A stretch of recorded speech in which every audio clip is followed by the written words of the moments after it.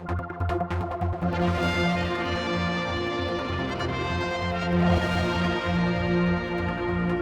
we promise you more about recruiting into fire and rescue here in the Isle of Man, and with me is Mark Christian, who's got to organise all this.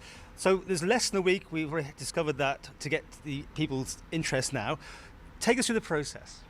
Okay, the closing date's on the 9th of January. After that, we'll go through a sifting process. We then have from Monday the 21st of January, we have physical assessments at the evening time.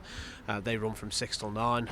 We've actually got 5 nights of that week set aside, Monday to Friday. What candidates be expected to do there? They would come in, they do the bleep test, which is a measured distance over 20 metres.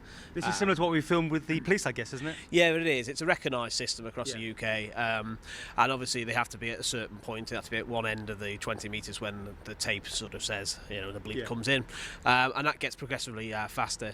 The level we set is 8.6. Which is achievable with just general fitness.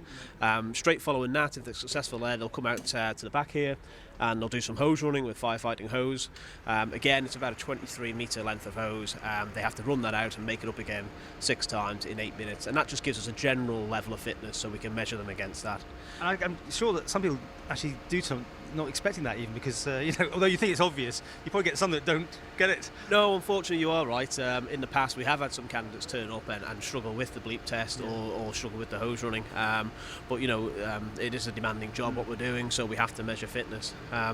Following that phase, if they're successful there, we then have over the weekend of the 2nd and 3rd of February we have another assessment weekend where the candidates would come back again to be invited back.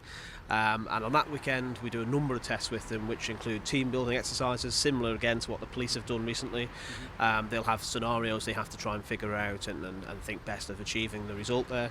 They'll also go through crawlways with breathing apparatus. They'll climb ladders up to sort of 3rd story off a building and check really they're not scared of heights. They'll do some strength tests, pulling ladders, so there's a number of different tests there as well. Well, we're going to follow this process through, which is like we've done with the police, which was fascinating for people, and especially for prospective people who maybe aren't going to make obviously this intake, but in future intakes, just exactly how demanding the job is. And it is a physical job, isn't it? It is, it can be. You never know. The deputy mentioned earlier, it's very dynamic what we do. You come in, the shift came in this morning at 9 o'clock. They don't know what they're going to be doing today potentially, what calls they're going to, for assistance they're going to get. So it can be very demanding, and that's obviously what we've got to measure at interview.